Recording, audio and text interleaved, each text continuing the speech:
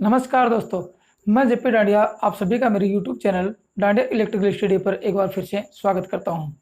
दोस्तों, अपना जो इलेक्ट्रिकल थ्योरी का सिलेबस चल रहा है उसमें डीसी थ्योरी चल रही थी। डीसी थ्योरी के चैप्टर में आज की वीडियो में पढ़ेंगे किरचॉफ के नियम। उससे पहले वाले वीडियो में आप लोगों ने star to delta, delta to star, Ohm के नियम, series parallel combination, series combination parallel combination सब देख लिया डीसी थ्योरी में। तो आज की वीडियो में देखते हैं कि किरचॉफ के नियम क्या होते हैं, किरचॉफ के नियम कहाँ लागू होते हैं, कहाँ लागू नहीं होते हैं, किरचॉफ के दो नियम से अपने क्या क्या ज्ञात कर सकते हैं, कहाँ इनका उपयोग कर सकते हैं। किरचॉफ के नियम का पूरा एक्सप्लेन करेंगे आज। तो दोस्तों, आज इन किरचॉफ के नियमों की पूरी जानकारी और काफ़ी अच्छा अध्ययन करने के लिए वीडियो को लास्ट तक देखते रहिए। काफ़ी दोस्तों के कमेंट्स आए मेरे पास, काफ़ी अपने साथियों के कमेंट्स आए, सर किरचॉफ के नियम पढ़ाइए, सर किरचॉफ के नियम पढ़ाइए। चलो आज उस टॉपिक जो ओम का नियम टॉपिक खत्म हुआ उसको खत्म होते ही आज किरचॉफ के नियम शुरू कर देते हैं, तो आप लोगों को काफ़ी इंप्रूवमेंट होगा। एक दो परसेंट किरचॉफ के नियम पर अवश्य आता है, चाहे वो धारा के नियम से हो चाहे वो वोल्टेज के नियम से हो। तो आज किरचॉफ के नियमों को अच्छी तरह से पढ़ेंगे ताकि आपको किरचॉफ के नियम से संबंधित किसी प्रकार की कोई समस्या नहीं हो। तो चलो दोस्तों करते हैं शुरू। जैसे किरचॉफ के नियम, किरचॉफ ने अपने नियम प्रतिपादित कब किए? सन 1845 में। कब? सन 1845 में। सन 1845 में गुस्ताव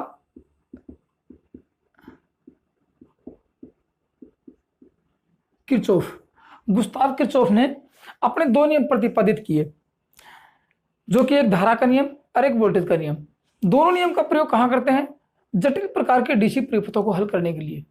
एसी परिपथ हो से डीसी हो, जटिल प्रकार के, जहां जिस परिपथ को ओम के नियम से अपन सत्यापन नहीं कर सकते, ओम के नियम पर से अपन सोल्व नहीं कर सकते, वहां किरचॉफ के नियम का प्रयोग करके उस सर्किट को सोल्व किया जाता है। तो कैसे इनको करेंगे? जटिल प्रकार के परिपथ किस प्रकार के होते हैं वो देख लेते हैं। अब देखो किरचॉफ के दो नियम कौन कौन से? एक तो ये आता है पहला नियम, धारा का नियम या प्रथम नियम। दूसरा आता है वोल्टेज का नियम या वोल्टता का नियम, इसको बोलते हैं द्वितीय नियम। ये आते हैं, मतलब दोनों नियम है। आज इन नियमों के बारे में देखेंगे, अच्छी जानकारी प्राप्त करेंगे कि धारा का नियम क्या कहता है। दोस्तों, ये दोनों किरचॉफ के दोनों नियम हैं। ये दोनों के दोनों नियम, एक तो ये आवेश संरक्षण और ये ऊर्जा संरक्षण के ऊपर आधारित है। इनके भिन्न रूप हैं। मतलब कि आप कहो कि ये धारा का नियम जो आवेश का संरक्षण नियम है उसके लगभग बराबर है। उसी नियम को यहाँ बस, वहाँ आवेश था, यहाँ धारा है, वहाँ ऊर्जा थी, यहाँ वोल्टेज है, बस उनका नाम परिवर्तन क्या है। बाकी ऊर्जा संरक्षण और धारा संरक्षण, ये अपना आवेश संरक्षण, दोनों के भिन्न रूप हैं। और मैक्सवेल के नियमों के ऊपर मतलब व्युत्पन्न होता है। मैक्सवेल के नियमों से इसका व्युत्पन्न किया जाता है, मतलब कि मैक्सवेल के नियमों से व्युत्पन्न करके सेम टू सेम मैक्सवेल नियमों से। और दूसरा आता है कि आवेश संरक्षण नियम क्या होता है और धारा संरक्षण नियम क्या होता है, दोनों के दोनों का भिन्न रूप। अब देखो किरचॉफ का प्रथम नियम क्या कहता है। ये किरचॉफ का नियम, देखो किरचॉफ के नियम के बारे में। किरचॉफ का नियम कहता है किसी संधि बिंदु पर मिलने वाली धाराओं का बीजगणितीय योग, ठीक है ना, किसी संधि बिंदु पर मिलने वाली धाराओं का बीजगणितीय योग शून्य होता है, या फिर किसी संधि बिंदु पर आने वाली धारा जाने वाली धारा के बराबर होती है। कैसे? देखो अपने एक सर्किट बनाते हैं, जैसे ये सर्किट बनाया आप लोगों ने, फिर उसका सत्यापन करेंगे। जैसे यहां से एक सर्किट बना लिया, अब यहां V सोर्स है, ये R है, धारा प्रवाहित होगी यहां से, ये I धारा प्रवाहित है। अब I धारा प्रवाहित होगी, देखो I धारा कब प्रवाहित होगी? जब इसके दोनों आर पार पोटेंशियल डिफरेंस होगा। मतलब कि अब पॉजिटिव ये, नेगेटिव ये, धारा यहां से इधर प्रवाहित हुई, ये पॉजिटिव ये नेगेटिव, ये हाई पोटेंशियल और ये लो पोटेंशियल, दोनों में अंतर होगा तो धारा प्रवाहित होगी। इसका मतलब कि ये V1 लिख देते हैं या V और ये V2 लिख देते हैं। तो धारा कब प्रवाहित होगी? देखो I बराबर V1 minus V2 upon R। ये तो था इस रजिस्टर में धारा प्रवाहित होने का, कि धारा कब प्रवाहित होगी। लेकिन अब यदि इसी को आगे और बढ़ा दिया जाए, थोड़ा सा सर्किट को टिपिकल कर देते हैं, इस सर्किट को आगे बढ़ाइए ऐसे, ये बढ़ाया। अब देखो जंक्शन पॉइंट का हो, ये धारा I1, पहले धारा एक ही थी, ये धारा, अब धारा यहाँ से प्रवाहित हुई, ये जंक्शन बन गई यहाँ से, ये टी पॉइंट बन गया कि धारा यहाँ से जाएगी, धारा अब बट गई दो भागों में, एक भाग ये हो गया, एक भाग ये हो गया। तो ये धारा I1 और ये धारा I2, दो धारा हो गई अपने पास।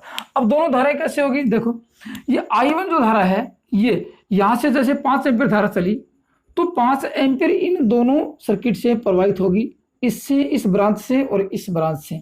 तो दोनों का योग कितना होगा, 5 होगा। तो ये लिख सकते हैं कि I1 बराबर I2 प्लस I3, इन दोनों का योग है।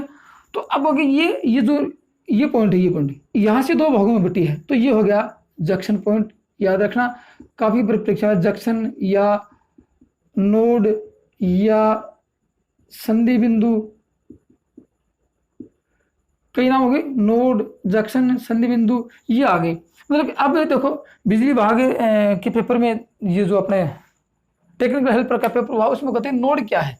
नोड एक जंक्शन पॉइंट है जहां से धारा आती और जाती है, आदान प्रदान करती रहती है, उस जंक्शन पॉइंट को, रेलवे की भांति जंक्शन पॉइंट जहां ट्रेन आती है और जाती है, वो तो होगा जंक्शन। एक स्थान से नहीं, कई स्थानों से ट्रेन आती है, कई स्थानों से ट्रेन निकल जाती है, वहां से होती है धारा इधर से आती है और दो भागों में, यहाँ 2 भाग क्या 3 भाग हो सकते हैं, 4 हो सकते हैं, ये होगा जंक्शन पॉइंट। नोड क्या है, संधि बिंदु क्या है, जंक्शन क्या है, ये जहां से धाराओं का आदान प्रदान होता है वो होता है जंक्शन पॉइंट। ये तो आया था बिजली बोर्ड टेक्निकल हेल्पर के पेपर में। अब होगी बात कि यहाँ से I1 बराबर I2 प्लस I3, इन दोनों धाराओं का यदि आगे और जोड़ देते हैं, देखो एक सर्किट और जोड़ा आप लोगों ने, ये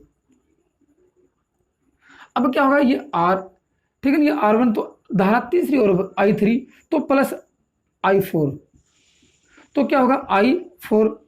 आप लोगों ने देखा था ना कि ये कौन सा सर्किट है, समानांतर सर्किट है। समानांतर सर्किट की विशेषता क्या थी कि परिपथ की प्रत्येक शाखा, 1 शाखा, 2 शाखा, 3 शाखा, परिपथ की प्रत्येक शाखा में प्रवाहित धारा का योग परिपथ की कुल धारा थी। उसी प्रकार यह कि परिपथ की प्रत्येक शाखा में, तो वहां तो बात ये थी कि प्रत्येक शाखा में कुल धारा का योग ये था, यहाँ की कुल धारा परिपथ की जो प्रत्येक शाखा है उन सब का योग होगा।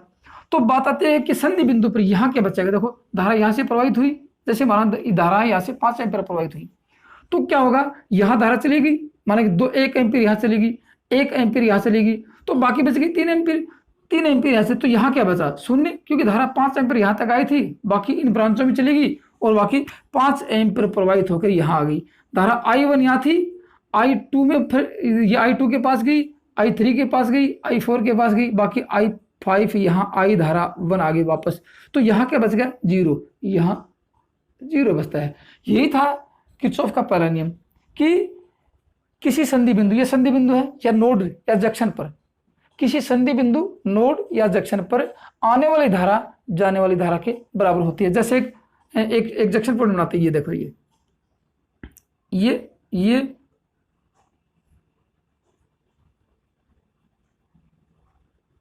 ये बना लिया जंक्शन पॉइंट। यहाँ से ये धारा I1, ये धारा I2, ये धारा I3 और ये I4 और ये I5, ये जंक्शन पॉइंट यही है। यहाँ से एक तो ये एक ब्रांच पड़ गई, एक जंक्शन ये था, एक जंक्शन ये था, आगे नहीं, तो ये था जंक्शन। यहाँ से एक धारा का ये, यहाँ से धारा कई, मतलब धारा के कई परिपथ हो गए, ये परिपथ सेम टू सेम है, जैसे यहाँ एक रेजिस्टेंस लगा दिया, यहाँ लगा दिया, यहाँ लगा दिया, और यहाँ से धारा प्रवाहित होगी, काफी 5 सर्किट बना दिया, 5 शाखाएं बना दी समानांतर परिपथ की भांति। तो अब क्या होगा, देखो इसमें यह होगा कि यहाँ जो संधि बिंदु ये है, ये नोड का मतलब संधि बिंदु है या फिर जंक्शन है, वो है। यहाँ धारा क्या होगी, यहाँ धारा का मान 0 होगा। कैसे, देखो यहाँ धारा I, देखो ये I1 धारा इनकमिंग, I2 बाहर गई, I3 अंदर आई, I4 बाहर गई, I5 बाहर गई।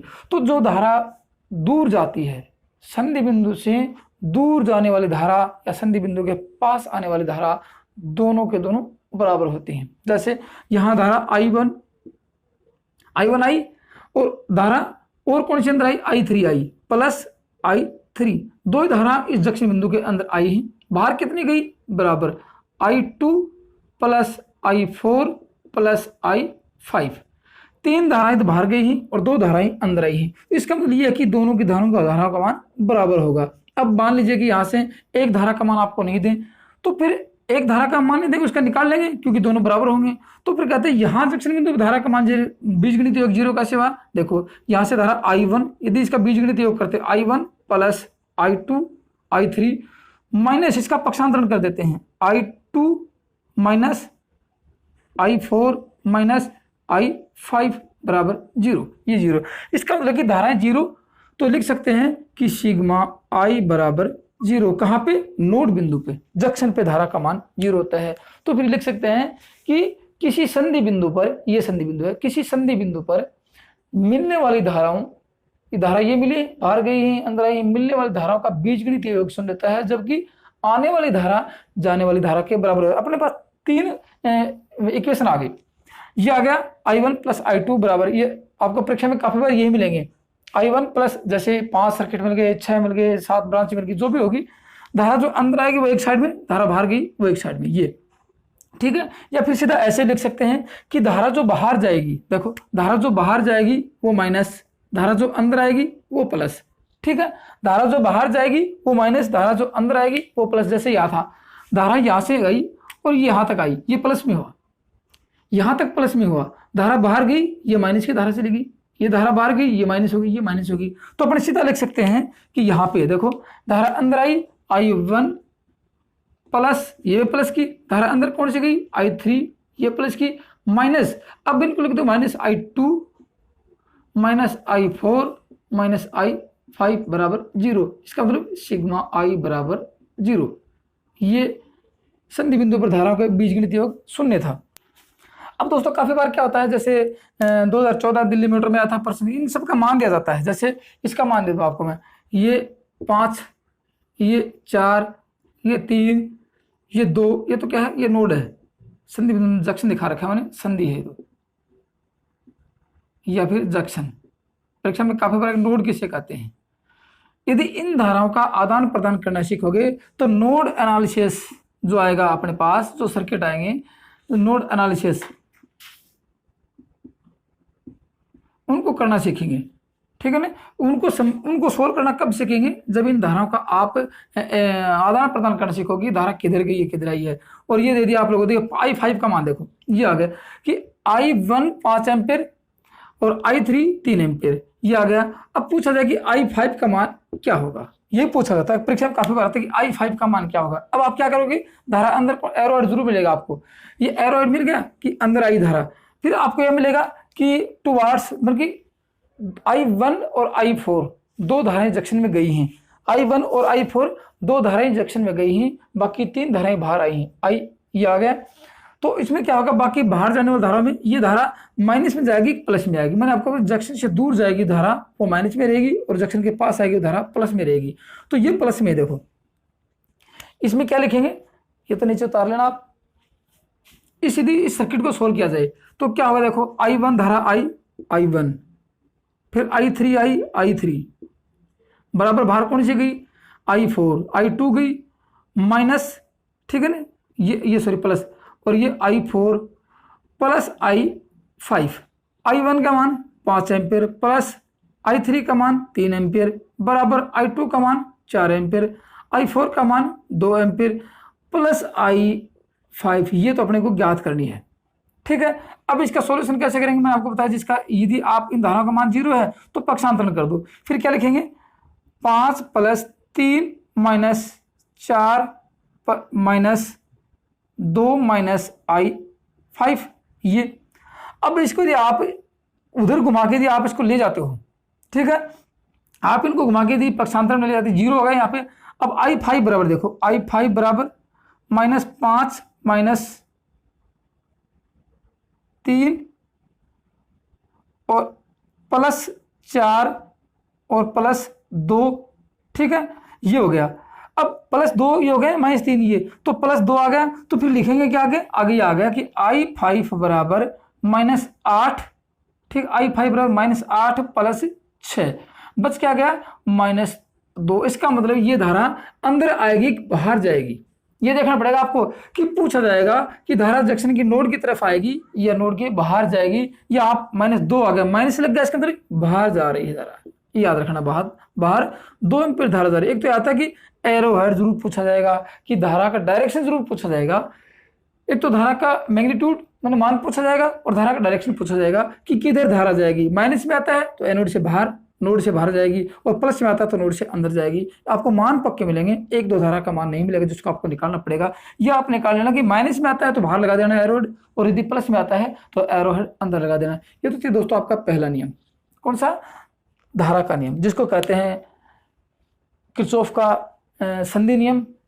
ठीक है, किरचॉफ का धारा का नियम, ये पहला नियम की बात करें। किरचॉफ का धारा का नियम, किरचॉफ का संधि का नियम, किरचॉफ के जंक्शन का नियम, किरचॉफ के नोड का नियम, ये सारे इसके नाम हैं। ठीक है, अब दूसरी बात करते हैं, यदि इसी सर्किट को थोड़ा सा अपन सत्यापन करके देखें आगे, तो उसको सत्यापन कैसे करें। एक आता है ये धारा, देखो आप लोगों ने पढ़ा ना कि आवेश के प्रवाह की दर को धारा कहते हैं। आप लोगों ने पढ़ा कि आवेश के प्रवाह की दर को धारा कहते हैं। यहां धारा चली, मतलब कि यहां से कितनी धारा चली, ये धारा चली Q/T, यहां धारा एक गई, I1 गई, तो I1 बराबर देखो, I1 बराबर Q1/T। यहां से कितना कूलाम आवेश हुआ, जैसे 5 कूलाम आवेश प्रति सेकंड गुजरा तो 5 एम्पीयर धारा होगी। यहां 2 कूलाम आवेश प्रति सेकंड गुजर गया, देखो यहाँ ये 2 कूलाम आवेश प्रति सेकंड गुजर गया, ये 2 कूलाम आवेश प्रति सेकंड यहाँ गुजर गया, तो यहाँ पर 1 कूलाम आवेश प्रति सेकंड गुजर गया। ये तो बात है अभी, तो कूलाम आवेश गया तो Q, ये I1 I2 बराबर Q2/T और I3 बराबर Q3/T। तो अब आगे की कूलाम आवेश चल रहा है, आवेश की, तो इसको कहते हैं कि ये जो धारा का नियम है, किरचॉफ का पहला नियम है, ये आवेश संरक्षण के सिद्धांत पर कार्य करता है। ठीक है, आवेश संरक्षण के सिद्धांत पर कार्य करता है। याद रख, काफी बार परीक्षा में है कि किरचॉफ का पहला नियम किसके सिद्धांत पर कार्य करता है, आवेश संरक्षण के सिद्धांत पर कार्य करता है। दूसरा नियम आएगा वो ऊर्जा संरक्षण आएगा। ठीक है ना, कि चार्ज कंजर्वेशन के सिद्धांत पर, अंग्रेजी में आए तो चार्ज अपने कंजर्वेशन के सिद्धांत पर कार्य करता है। थोड़ा सा सत्यापन करके देखते हैं कि वास्तव में सही है या गलत है।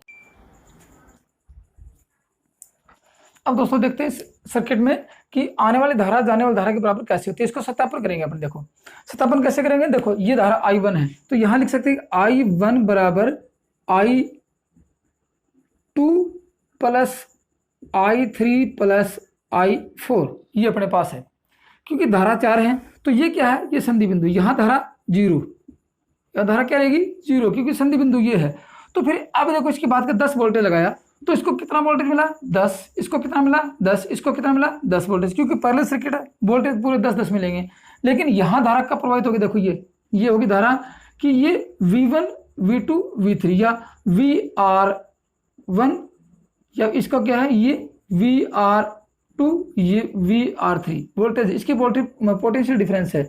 तो इसमें धारा कब होगी, देखो I1 का मान ज्ञात करेंगे। I1 बराबर